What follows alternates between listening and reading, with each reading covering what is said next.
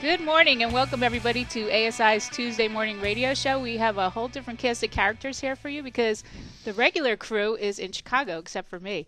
I'm here holding down the fort. First of all, we have our favorite managing editor, even though Melinda says it's Joe. It's actually Joan Chaikin. Hi. Good morning, Joan. How are you? Good. And then we have Chris Ruvo, who's a senior writer for Advantages. Ta-ta-ta-ta-ta. Am I your boss? I technically. Do you consider yourself the luckiest man in the world? I believe, yes, actually. This July has been nice. And then we have wearables editor CJ Mitica. How are you this morning, CJ? I'm good. I thought Steve, your husband, was the luckiest man in the world. Well, he is. Chris is number 2. All right. Just to clarify. That's right. And then we have like the director of everything in marketing, right? Jake Kralik. What's your exact title? Creative director. Creative director, because you're very creative. Director of nothing. The mayor of Simpleton? Yeah, it's me. Well, welcome aboard, everybody. Today Thanks. we're going to have a great show, and Chris is going to give you the lineup of topics. Yeah, absolutely. Counselor editor Andy Cohen's going to call in from ASI Chicago with an update if he can get himself out of bed. Leighton Lee's going to deliver our product safety minute. Then I'm going to tell you a bit about how to say no and make it stick, something that's important. Jake is going to tell us how you can differentiate yourself as a business consultant versus salesperson. CJ is going to tell us about a bad White Sox promotion. Joan's going to fill us in on how to handle difficult coworkers. I'm going to then tell you 10 cheap ways to reduce your employee stress. I don't think we'll get to 10, but we'll get to a few, hopefully. Yeah. And then CJ's got some LinkedIn etiquette rules he's going to share with us. And then, of course, our favorite things. I can't wait for that. You sound enthusiastic. All right, thanks a lot, Chris. First, we're going to go to the phone line, line number 2, for Leighton Lee with our product safety minute. Hello, Leighton. Good morning, everyone. I want to first start off by saying I'm not going to pick on small states today. Oh, good. No minute. more Vermont bashing? No, I had armed guards around my house last week, and nobody showed up. I'm kind of disappointed that nobody took any offense. So, anyways. So what are you going to pick on today, Leighton? I'm going to pick on metal allergies. There was a news article that came out yesterday about how some people are getting nickel allergies. These are skin rashes and blisters and bumps and dry, itchy patches. In severe cases, they're very, very blistered red irritations and on people's skin. And we touched upon this back in February when the Fitbit fitness tracking devices were recalled. I don't know if you recall that one. Yeah, I do. But it was determined that folks were getting nickel allergies from the bracelets of those Fitbits. And so yesterday's news article came out about iPads and iPhones. A little boy back east had to receive medical attention because he had broken out in serious red blisters on his hands and arms. And it was determined that because he spent so much time on his iPad that he was receiving nickel allergy reactions from the metal in the outer case of the iPad. Now, I'm not picking on iPhones, iPads. This is a common situation that's been around for ages, mainly in jewelry, watch bands, earrings, any type of metal item or product that has direct contact with the human skin.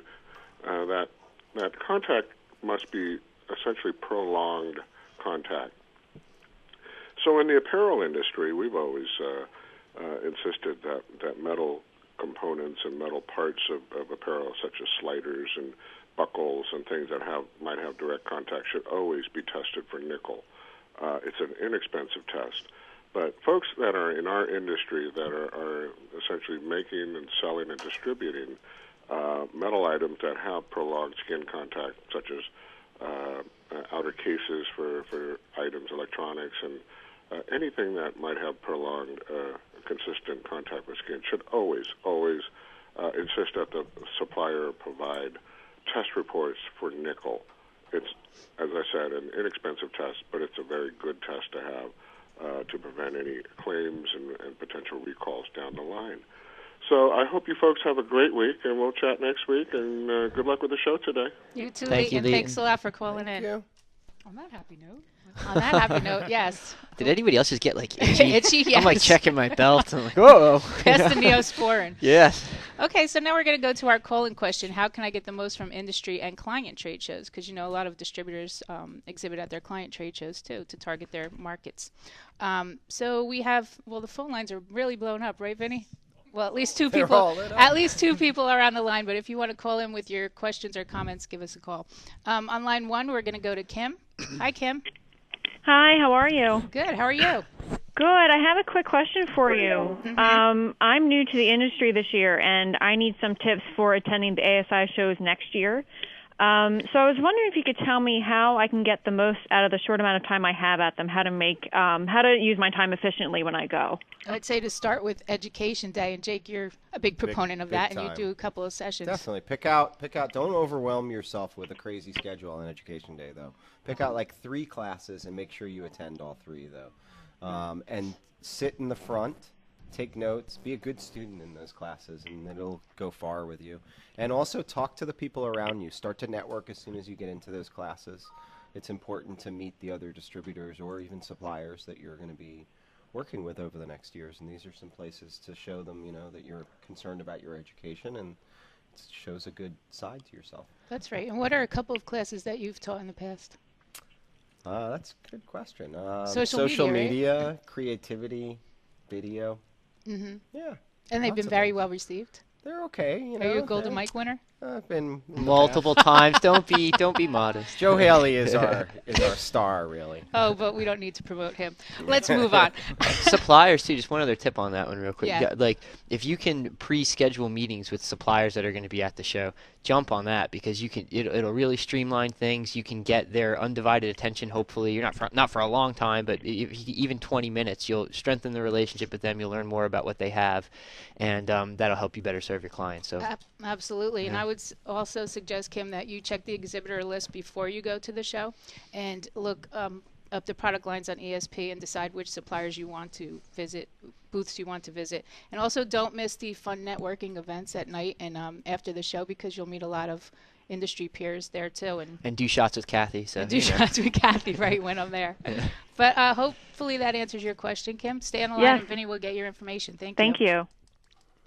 On line number 3, we have Lewis. Hi, Lewis. Hi, guys. How are you? Great. How are you? Hey. I'm all right. I wanted to ask you, since we're talking about this anyway, I want to exhibit at more trade shows that are geared specifically toward my prospects and their industries. And if it matters, I deal primarily in like paper, notebooks, calendars, stuff like that. So any ideas on how to get to, these industries, I guess education and, similar?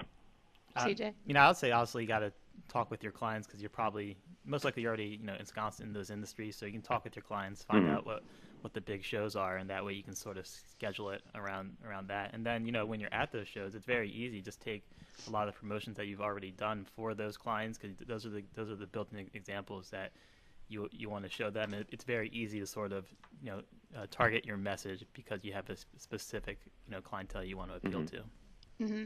And I'd also say to decide what image you want to convey about your company and design your booth accordingly. And like CJ said, have plenty of promotional giveaways on hand so you can show them what you've done for other people. And also have just regular giveaways. You said you deal a lot with calendars. Give away a calendar with all your contact information on it. This is probably a painfully simple tip, but it's not to be overlooked. I was doing this the other day, looking up trade shows, and you could just go on, say you target the healthcare industry, just do a little Google search, and there's pages dedicated to this stuff, like that listed for the next year or two out, and you can plot some in your region and head out to them. That's right. You put together the trade show I calendar do. for advantages. So hopefully that answers your questions, Lewis. It does. Thank you very much, guys. You're welcome. Stay on the line, Vinny. We'll get your information. So we have a couple of Facebook comments that are really good. I like Sharon Brills. She says that she sends out an email announcement to her customers and prospects 2 weeks before the show and asks them about upcoming marketing events so she can search for products for them. That's a great idea. It's a great way to let them know you're staying on top of current trends and products and order samples for them. Dawn Nakash Sorry, Dawn. She says, listen, you're not there to sell anything but to listen and learn. By doing this, it will help you be a better branding consultant in the long run. And Ryan Shade, who always has good advice, says, make use of technology. We say this all the time. Snap pictures with your phone to remember cool items you see and post new product pictures to your social accounts. You could actually get a sale while still being on the show floor. Take video, too, with your Take phone. video, too. That's all great advice. So thank you for your Facebook comments, and thank you to our callers. If you want to call in, you still have time. We're going to pause for a brief minute for a commercial from our sponsor. And when we come back, Chris is going to tell us how to say no and mean it. Hanes branded printwear has a new website designed specifically for screen printers and promotional product distributors. HanesInc.com features detailed product information and resources to help you make the most of Hanes t-shirts and fleece. For the first time, you can download high-res front and back holos of every product in every color in the format and resolution you need. Apparel pages are organized by color and product line, so you can easily find exactly what you're looking for. In addition to high-res holos, you will also find helpful sales tips on every product page. Each product is assigned a helpful return on investment scenario to illustrate the untapped return potential for you and your customers in every interaction. In our resources section, a dedicated return on investment page provides additional questions and insight to help you better understand how to meet your customers' needs with better products and better guidance. Visit HanesInc.com today for high-res holos, sales tips, and many more resources. So soothing. Oh, yeah, So we're soothing. back. I felt like we were meditating during Whose that. beautiful voice was that on that man. commercial? Yeah. I don't know. Lovely. Just need to pay her more than that. Yeah. All right, Chris, just say no. Yeah, so obviously you have to occasionally tell customers, prospects, maybe even your boss, no occasionally. And so I've got the perfect way for you to say no and make it stick. And it's kind of a simple verbal trick, but it goes a long way. Instead of saying you can't do something, you want to say that you don't do something. Scientists have found that the refusal frame I don't is more persuasive than the refusal frame I can't, because the former connotes conviction to a higher degree. Now in English, what that means is when you say I don't, you're more powerful, you sound more determined, you're not making a choice, this is what you do and who you are. You don't do something. And consider that in context. So a customer comes to you and they want a discount on something for some reason. And you tell them, oh, I can't give you a discount, we don't do that. It's almost like you're apologizing. It's leaving the door open for negotiation. They feel like they'll be able to flip you. But if you just tell them, I'm sorry, we don't do discounts on our products. That's it. That has a lot more finality to it. You sound like you have a lot more conviction, and you're probably not going to go back on that. And even if this sounds like, does that really work? Well, it does. There was a study in which science asked participants to set long-term health and wellness goals. And when their motivation flagged, one group was told to say, oh, I can't miss my workout, while the other group was told to say, oh, I don't miss my workouts. Now, for the ones who said, I can't miss my workout, only 1 out of 10 of them actually stuck to their health and wellness goal routine. For the ones who said I don't, 8 out of 10 did. So it just goes to show. I always say I can't miss my workout. Yeah. All right. So But anyway, I there you don't go. miss my glass of wine. Yeah. Yeah, there you go. Very right. good. Yeah. Well, so you there know, you go. that's Start saying I don't. That's it's the takeaway. simple switch, but it makes sense. It works. Yep. All right, thanks, Chris. Jake. Yo. How do you differentiate? Can I say that? How do you become a consultant I don't versus say a salesperson? I don't and can't. Well, people want to work with business consultants. They don't want to work with salespeople. Salespeople have a connotation about them as trying to sell something. A business consultant is an expert in their field. We always say consultative sales makes more sense. A business consultant will synchronize themselves with their customer. And what I mean by that is they'll synchronize how they buy and how they sell and know the ins and the outs of this customer. It's really about doing the research. But they also become knowledge experts. So if we're in the field of promotional products, it would be like Leighton Lee knowing every little safety tip about something, but also knowing every product that's in the line and all the products that your competitors have and all the products that are outside of the industry. And being able to share that knowledge with your customer really becomes invaluable, because that's what they'll look to you for all the the right answers. Also, a business consultant will listen before they're speaking, and they'll ask the right questions. They'll really try to find solutions, maybe not only just to the customer's need for like a promotional product or the product that solves things, but to other problems in their life too. They basically are offering a full service, a consultative experience, which is much better as a salesperson. And that's so true in our industry, right? Because we know more and more you could just go online and buy the mug if you want to do that. That's but if right. you want a kind of an orchestrated, coordinated, quote unquote promotional solution, you're going to look to a consultant for that. So yeah, spot on. We also work in the industry of marketing too. So I mean, we have the opportunity not just to sell a mug, but to help sell a marketing plan too with that. And so I think consultative selling makes sense. And how do you build like your reputation as the consultant? It's going to take time. It doesn't happen overnight. You're gonna have to earn your client's trust, and that's going to come through multiple meetings. One of the things that I see happens to me with our outside companies is they repeatedly take me out to lunch, and the first few times will always just be asking about what I do and what I like to do, and they'll talk about themselves very little, and it'll just be about me. And I think that after, if you set up a plan or a goal of a few month period with a client, that you can gain a lot more traction with them. Okay, great tips. Sure. Thank you, Jake. Sure.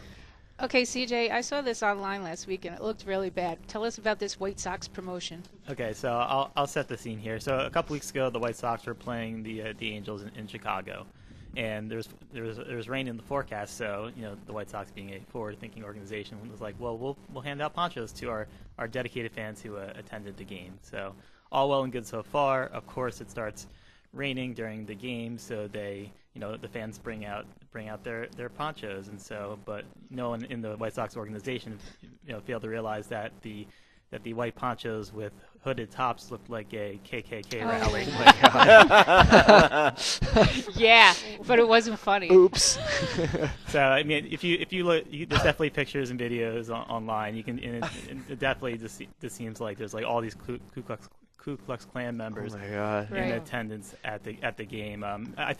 I think the lesson here is that sometimes it's very easy, especially if you're making decisions among a small group of people, to sort of just be focused on the idea of the promotion, sort of not think of the bigger picture, and you're not consider other things. And if you get an outside perspective, it'll catch those errors that are so obvious, but somehow you just miss them. Exactly. No it was a white great ponchos. idea. It was a great idea, but Wow. Oh my goodness. oh It's well. like Spinal Tap when they misrepresented the size and the little Yeah. Stonehenge That's thing. right. That was one of the funniest That was funny. things, yeah.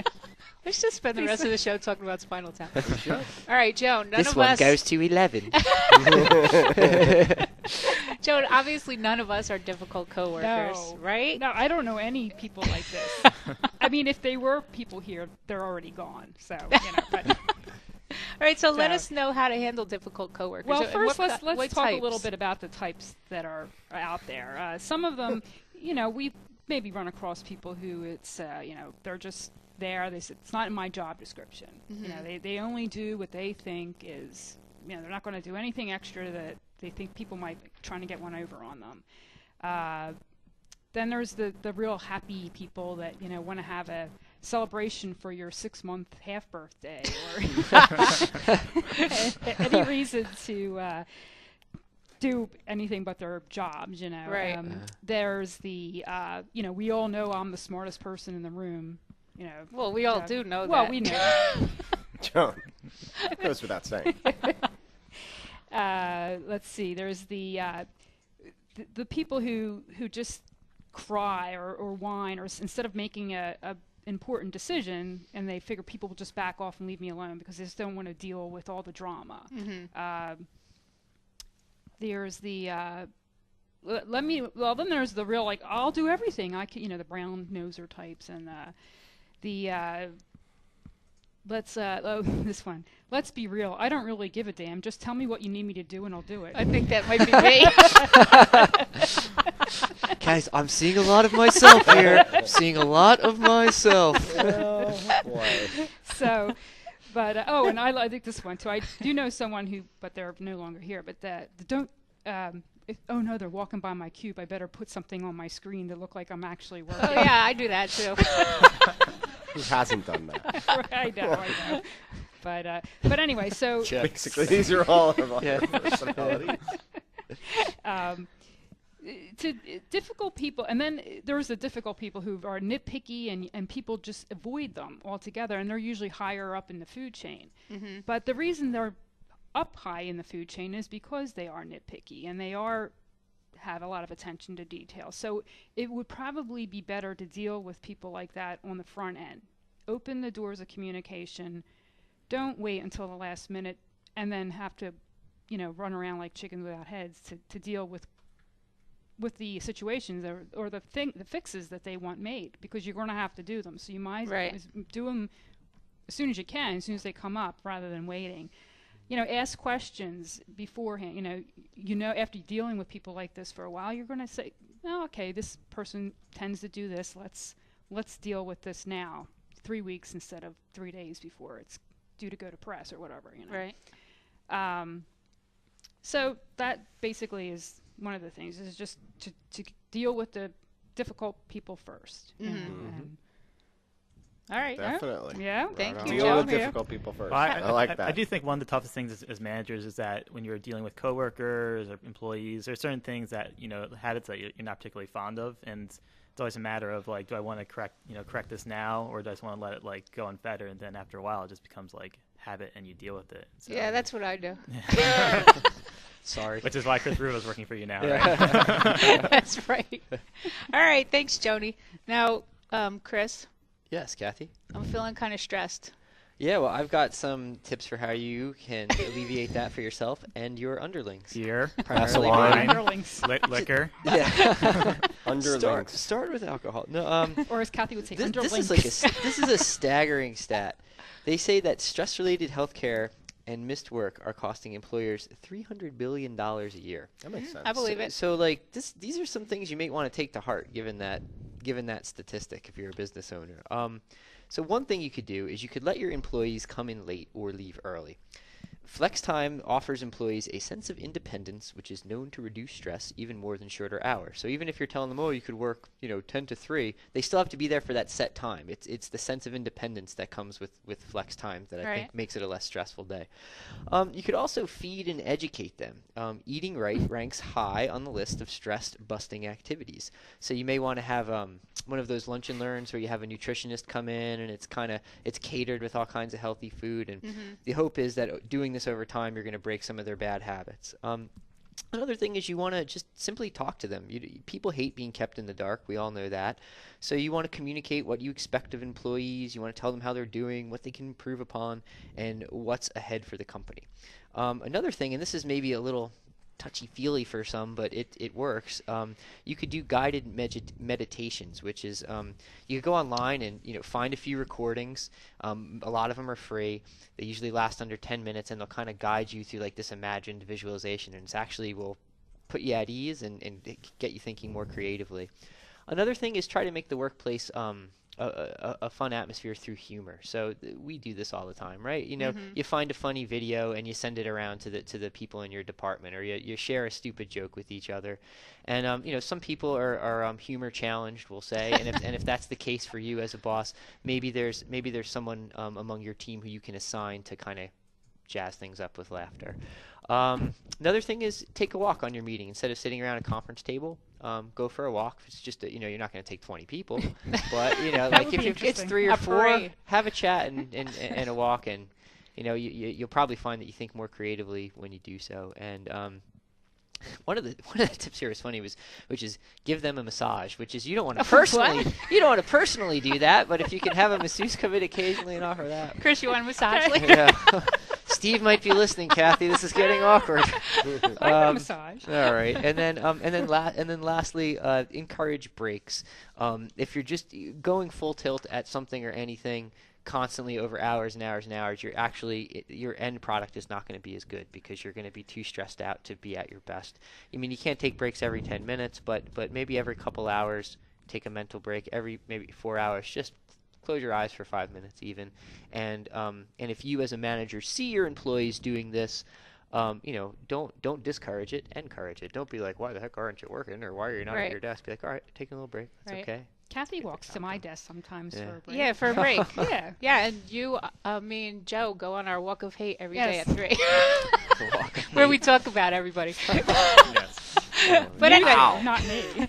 those are all great tips. But Those are good tips. my favorite is actually flex time. I think that's a biggie. Yeah, totally. Definitely. Got- And just get your job done. What does it matter when seriously, you're doing it doesn't matter. It Days doesn't. 9 to 5 are over. Yes. Over, Ruvo. Just be aware Yes. of other people too. Especially make for- sure it's Right. conducive to. And meditation. Right. I like the meditation. You like meditation? Yeah. Do you? Yeah, And I'm if into you're in Colorado or Washington, bong hits too. Have at Here. it, boys. Have at it. All right. Speaking of bong hits, CJ, can you What kind of segment is that? What? Sound effect. turn down for what? CJ, give us some LinkedIn etiquette rules. So I'll mention some of these, and then one of our social media gurus here, Jay Crawley, can weigh in on it. But I think one of the key things is sort of that the idea that LinkedIn and your other social media networks like Facebook and Twitter, they're not the same. Like you have to sort of approach them differently. And I think here's just some examples of it. So for LinkedIn, use a photo of yourself. Don't put a picture of your dog. Don't put a picture of your kid. I mean, Marilyn Monroe. You guys laugh, but I guess you'd be surprised how many people do You're this. right. It's a You're professional right. thing. Put a photo of yourself. Right. So that's one thing. Another is customize your connection requests. So how many times have you gotten a message that say, "I'd like to add you to my personal network on LinkedIn," and you're like, "Who is this person?" Hi, I just clicked Why- through the people you may know thing and hit off 20 different people. Right, you know? right. Yeah, You were one of them. There's countless people. I'm Congratulations. like, do I even know this person? Why are they connecting to me? So Right. just put like a small personal greeting that says like why do you want to connect with this person? Just so you can have some context to it. Another thing is to keep your social updates off LinkedIn. So some people will sync up their social media things, but sometimes your Facebook postings aren't always suited for LinkedIn. So you want to try to keep them separate. If you want to post things on LinkedIn, post on them separately than your Facebook ones, and figure out which ones can cross over if you want to.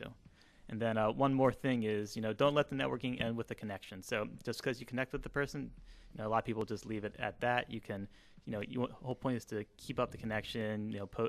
Make posts. Ask people questions. You want to keep it going after that initial connection. Mm-hmm. So all sound good, Jake? They sound great. The one thing I would say, and the nice thing to do especially for close colleagues of yours, write recommendations for them.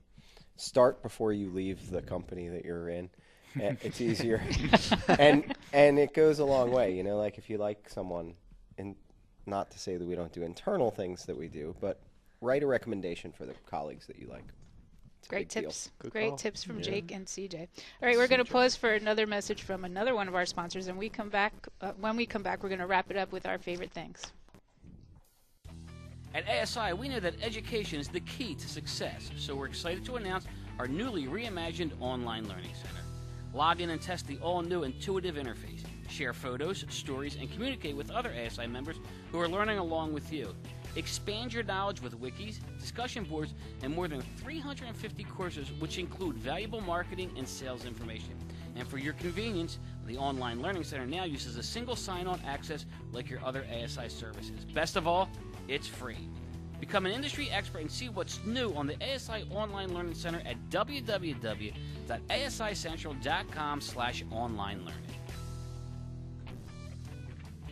All right, we're back, and Jake, you're going to start it off. Let me know what your favorite thing is. Something to do with cabbage? Yeah. Cabbage. So my favorite thing is from new promo line, and they're in Canada, and they're ASI 74589. It's a jumbo-sized cabbage-shaped magnetic bottle opener. And the reason I like this is everyone needs to have bottle openers on their fridge, because I was at a friend's house this weekend, and I couldn't find a bottle opener. I'm like, What? how can you not have a bottle opener stuck to your fridge?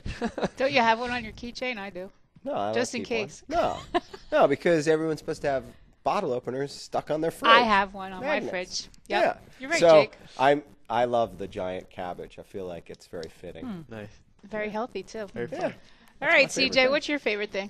So Sanmar's district line has some really cool items, and one of the things is they had this retro backpack. So it looks like it's totally 80s, like two-tone color, all these bright colors. So Kathy and Joan can remember our high school fondly, days. Yes, back in Our high clubbing school. days. It practically moonwalks on its own, you know. So that's available from Sanmar, ASI 84863. Very That's good. cool. What about you, Chris? Mine is from Trimark, powered by Leeds, ASI 66888, and it's called the Jasper Hybrid Jacket. It's perfect jacket for your late summer, fall time. It's light. It's water repellent. It's made from polyester mechanical stretch material, which sounds like super technical, but it's cool and very stylish robots looking. in it. It does.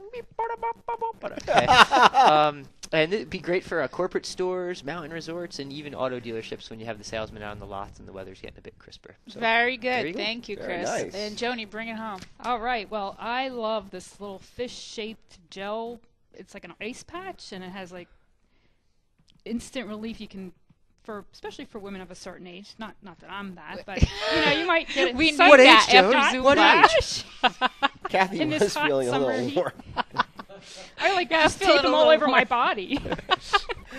And who's But it from? This is from Alpi International, ASI 34415. Very good. Thank you, everybody. All right, so join us next week when the regular crew will be back, and we'll actually be celebrating our 6th anniversary, if you can believe we've lasted that 6 long. years. Yeah. Yeah. All right, goodbye, everybody. Bye-bye.